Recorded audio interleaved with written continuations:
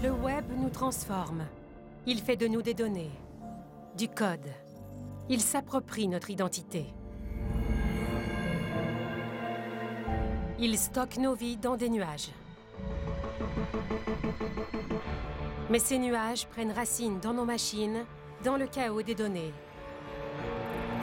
Mais avec les bons outils, on peut y trouver tout ce qu'on y cherche.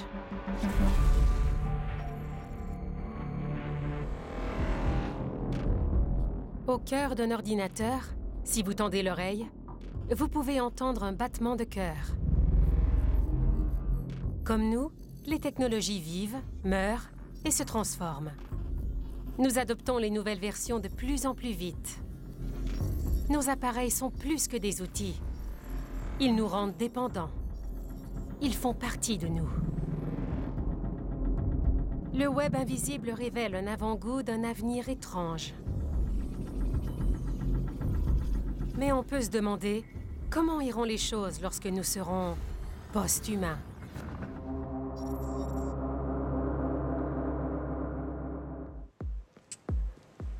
Je me considère comme un être humain, mais je ne veux pas me limiter à ça toute ma vie. Je m'appelle Hannes Woblod. Je travaille chez Epicentre en tant que biohacker. Notre angle de travail, c'est de considérer la biologie comme un système qui peut être trafiqué. On se demande toujours si le corps peut fonctionner mieux ou différemment. On n'est pas des scientifiques, on mène des expériences. J'ai une puce électronique dans la main gauche de la taille d'un grain de riz. Elle ouvre la porte du bureau. Je n'ai qu'à tendre la main. Je peux allumer l'alarme ou encore me connecter aux ordinateurs. C'est de la radio-identification. Vous utilisez sûrement déjà les étiquettes d'identification par radiofréquence sans le savoir. Elles sont dans nos cartes d'accès, nos cartes de crédit, nos téléphones cellulaires et notre passeport. On les pose même sur le bétail et les animaux domestiques. Ce qu'il y a de tentant avec cette technologie, c'est qu'on pourrait enregistrer tous nos renseignements personnels sur une puce RFID et d'irradier aux clés, aux cartes et à l'argent comptant. Les extensions électroniques me permettent de communiquer avec les machines. C'est à nous de choisir quelle sera la prochaine étape de l'évolution humaine.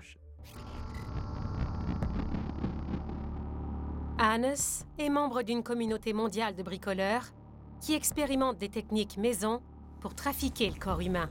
My initial incision was a little shallow. You might be able to see it. There we go. Ils diffusent leurs expériences en ligne à l'intention des internautes. Plus on plonge dans cet univers, plus on en perçoit les dangers.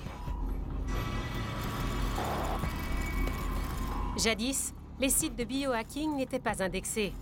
Ils étaient impossibles à trouver. Mais aujourd'hui, on peut commander un kit d'implant maison sur dangerousthings.com. Cette entreprise a vendu 5000 micropuces humaines en 2 ans à peine. Partout dans le monde, les internautes expriment leur projet de passer à l'acte. Et pourtant, l'idée de se faire introduire une puce dans le corps ne plaît pas à tout le monde. Mais un jour, nous n'aurons peut-être plus le choix.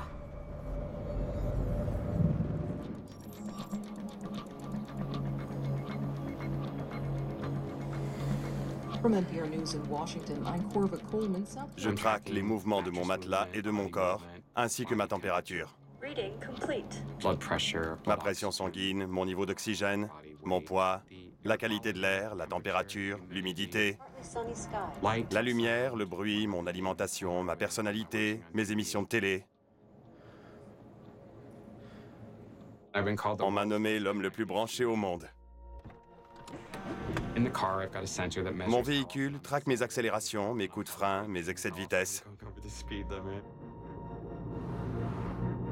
Chris Dancy utilise 700 systèmes informatiques, 11 appareils portables et 71 réseaux sans fil.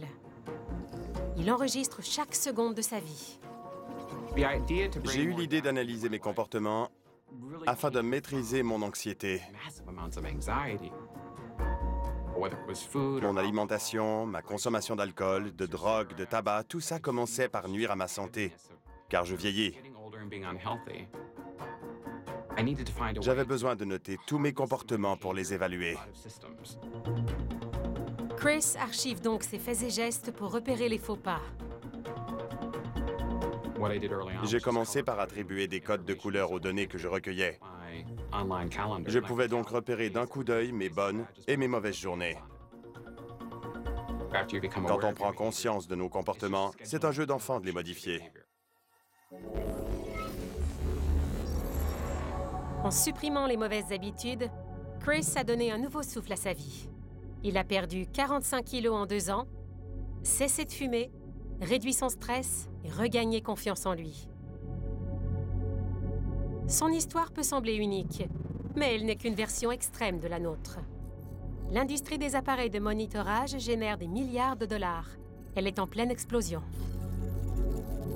L'information mène à la connaissance, qui mène elle-même au pouvoir. Imaginons l'avenir. Que se passerait-il si on archivait des données sur les autres à leur insu? Certains piratent des logiciels. Je trafique mon visage. Je m'appelle Rob Spence. Je suis documentariste. On m'appelle le cyborg. Plusieurs personnages de science-fiction et de la culture populaire ont des yeux artificiels. Par exemple, Terminator ou encore Geordi dans Star Trek. C'est intéressant d'avoir une caméra cachée à la place d'un œil. Exactement comme l'homme bionique. Je n'en demande pas moins. En tant que documentariste, je veux filmer les gens au naturel. Y a-t-il une meilleure façon d'y parvenir que de cacher la caméra dans un œil? S'il a un aspect réaliste, les gens ne sauront pas qu'ils sont filmés. Je veux insérer ce genre de technologie dans mon orbite vide, dans le but de filmer des interactions très humaines et des conversations naturelles. Cette boutique vend des caméras minuscules. En théorie, elles devraient être faciles à installer dans la prothèse oculaire. On a fait 5 versions du cyborg. Version 1.0, elle est en vie, mais elle ne fonctionne pas très bien. Version 2, bof. Version 3, merveilleux, ça fonctionne, mais l'œil est transparent. On voit la pile. La version 4 était censée ressembler à un œil, mais on a manqué de temps pour finaliser le travail. On est rendu à la version 5. L'objectif, c'est une caméra cachée qui ressemble à un œil humain. Quand on a amorcé ce projet, c'était tout un défi. Personne n'avait jamais rien fait de semblable. Et c'est encore le cas aujourd'hui. Évidemment, c'est un peu morbide de voir son propre œil posé sur la table de travail. D'accord, on va le tester pour voir s'il fonctionne.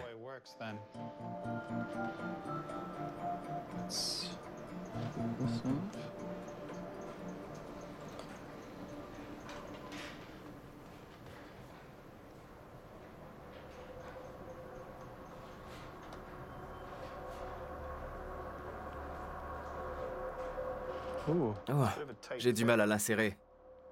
Ma paupière du bas n'arrive pas à se refermer. Tu te souviens, Martin, j'avais le même problème avec la version 3. En effet, elle nous a donné du mal. On a sûrement forcé la dose dans le joint entre les deux parties de la coquille. Je vois.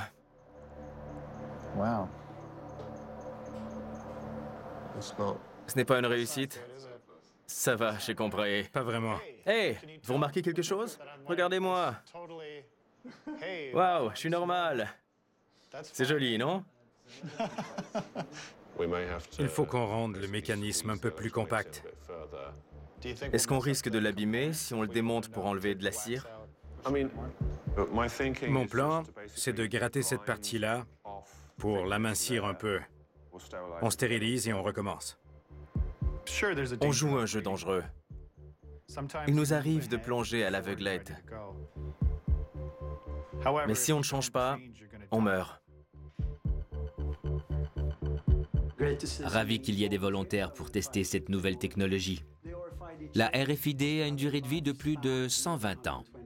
Autrement dit, elle vivra plus longtemps que vous. Je travaille pour une chaîne d'hôtels. Je suis toujours à l'affût des dernières tendances. Quand j'ai parlé de cet implant à mon épouse, elle m'a dit que j'étais stupide. Elle m'a demandé pourquoi je faisais ça. Elle trouve ça ridicule. Je ne vois pas où est le problème. Il n'y a pas de quoi faire un plat. J'aime bien essayer des trucs. Je me fais souvent dire, quand je parle de mon projet d'implant, que je vais me faire espionner et surveiller, peu importe où je me trouve.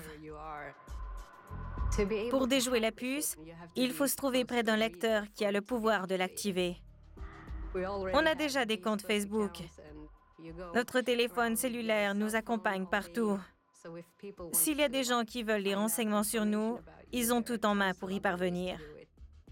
Je suis très curieux de cette technologie de nouvelle génération. Mais à l'avenir, la protection de la vie privée va devenir un enjeu crucial. Il va falloir trouver des fournisseurs en qui on a sincèrement confiance, notamment pour conserver les données. Mais à qui peut-on faire confiance? Absolument tous vos renseignements sont monnayables. Le gouvernement américain n'a pas l'intention de légiférer sur les données générées par les moniteurs sportifs. Les entreprises se disent blanches comme neige. Mais rien ne les empêche de vendre vos données à n'importe qui. Pourquoi en irait-il autrement des puces sous-cutanées?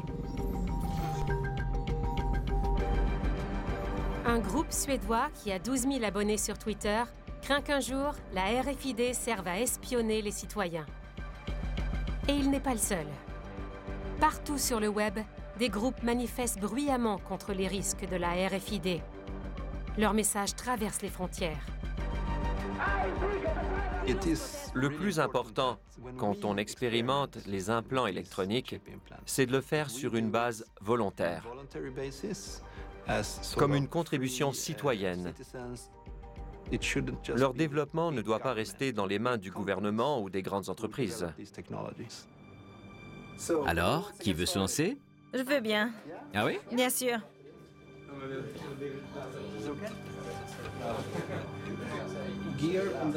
On est prêt à commencer. Nerveuse? J'ai déjà accouché 2 fois. Ça va être une partie plaisir. C'est plus rapide qu'un accouchement. Je l'espère.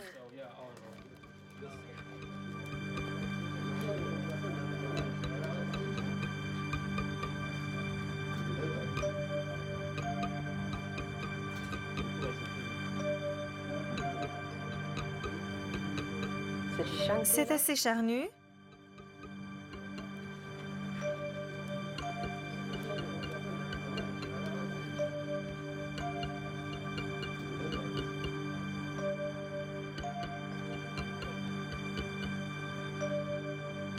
Inspirez profondément.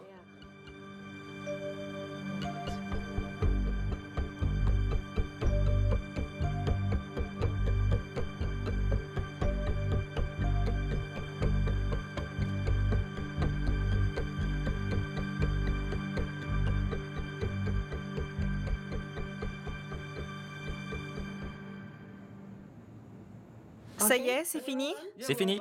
Merci beaucoup. Merci à vous.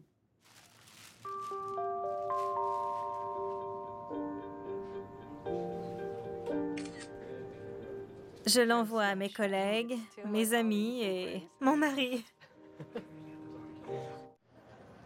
Chris? Salut, Ravi de te rencontrer. moi aussi. Ça fait si longtemps, je suis nerveux. Qu'est-ce que c'est? Un capteur? C'est un mini appareil. Pas mal. Il prend une photo par minute. Je peux visionner ma journée. C'est le premier rendez-vous de Chris avec un homme qu'il a rencontré sur Grindr. Et cet appareil-là me permet de savoir comment tu te sens grâce à ton pouls. Le rayon traverse la peau. Ça monte? Tu es nerveux? Je vais te détendre. Pour analyser un partenaire, je mesure des variations subtiles. Mais c'est super! Tu montes à 83 quand je te tiens la main. C'est une nouvelle façon de recueillir des données. Mais les gens ont peur du changement. C'est un super appareil. Maintenant, je peux suivre ton pouls. Tu suis mon pouls? Il est entré dans mon système. J'ai du mal avec les relations humaines. J'ai tendance à voir les gens comme des amas de données.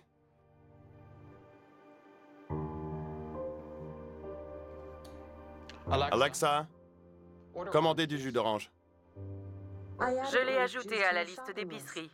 Merci. Ne me dites pas merci.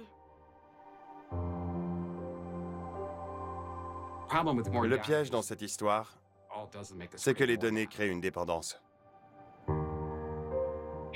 Les accros à l'héroïne ne cherchent pas à planer. Ils veulent s'échapper. Plus ça va, plus je comprends que les données nous isolent dans une bulle.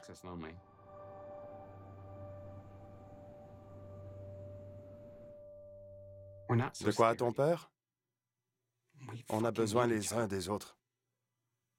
Terriblement. J'ai dû ajuster le positionnement des composantes parce qu'on manquait d'espace pour placer la pile. D'accord. C'est le moment de l'essayer. Parfait. Sur mon visage. J'espère qu'il fonctionne. J'enlève ça. J'ignore ce que ça fait de pouvoir filmer tout ce que je veux quand je veux. Tout repose sur les données. On recueille de l'information. La vidéo offre une précision exceptionnelle dans la représentation objective d'un événement auquel on assiste. Et ce n'est pas nécessairement toujours pour le mieux. Je peux voir? Mon Dieu!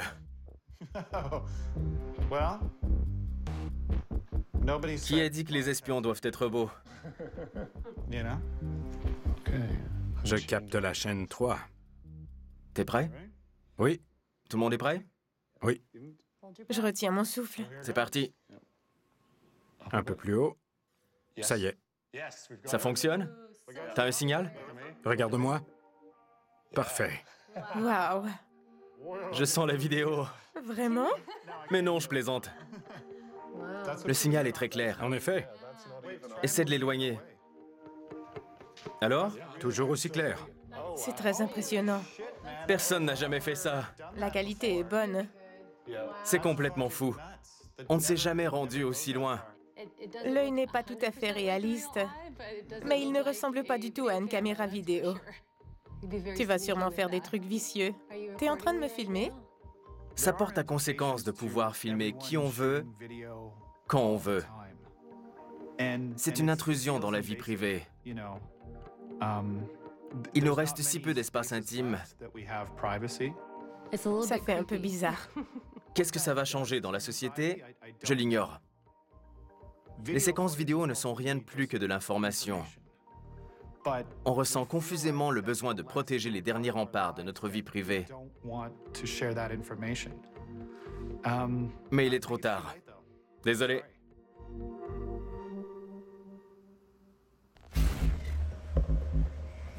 Hej, hej, god morgon.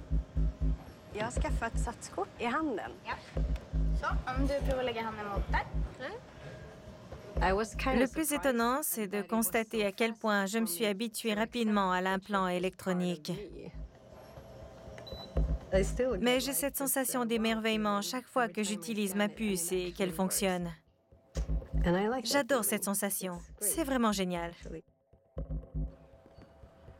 Désormais, tout sera interconnecté. On nomme ce phénomène l'Internet des objets. Et nous en ferons partie. Je me demande souvent jusqu'où je peux pousser l'expérience. Et je me rends compte que les possibilités sont infinies. De plus en plus, les avant-gardistes souhaitent augmenter leurs capacités. S'ils ont les moyens d'améliorer leur vie, ils vont le faire. Tu me donnes un verre de vin?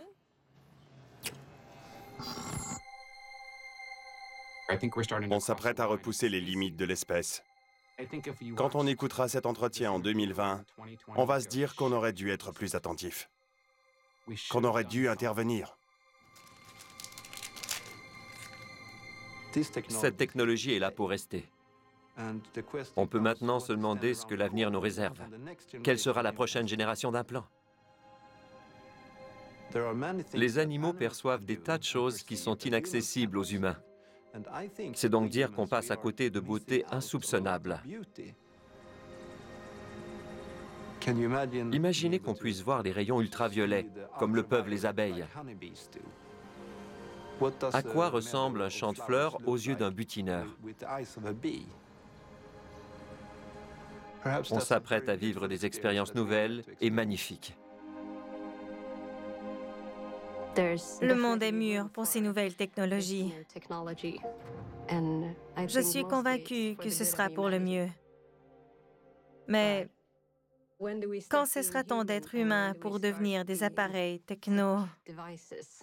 Eh bien, je n'en sais rien.